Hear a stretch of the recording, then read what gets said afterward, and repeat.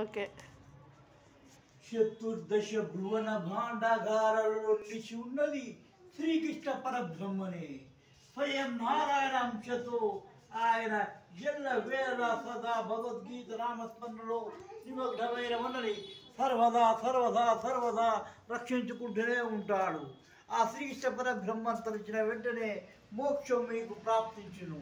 మోక్షకారమైన ఈ చతుర్దశ భువన భాండాగారంలో నిలిచి ఉన్నది ఒక శ్రీకృష్ణ పరబ్రహ్మనే, ఒక భగవద్గీతనే. సత్యము, నిత్యము, ఆనందము, విశ్వ వినోదము, విశ్వ మోహనము, విశ్వ ప్రసాదము, విశ్వ ఆనందము, విశ్వ శూన్యము, విశ్వ ప్రధాయకము, విశ్వలోచనము, విశ్వ మనస్మనం, విశ్వ మనస్మనతో స్వయం శ్రీకృష్ణ పరబ్రహ్మ చతుర్దశ భువన భాండాగారం ఏడ్చు భగవద్గీత రచించినాడు. అతనే రచించి తనే అందరికీ బోధ చేసి లిఫ్ట్ పాట సమయంలో భూలోకమునకు శనికాలంలో వచ్చిన వెంటనే ఈ సుగుణాకరుడు చదివి మీకు భగవద్గీత సారాంశాన్ని వినిపించాలన్న తపనతో ఈ వీడియో చేస్తున్నాడు.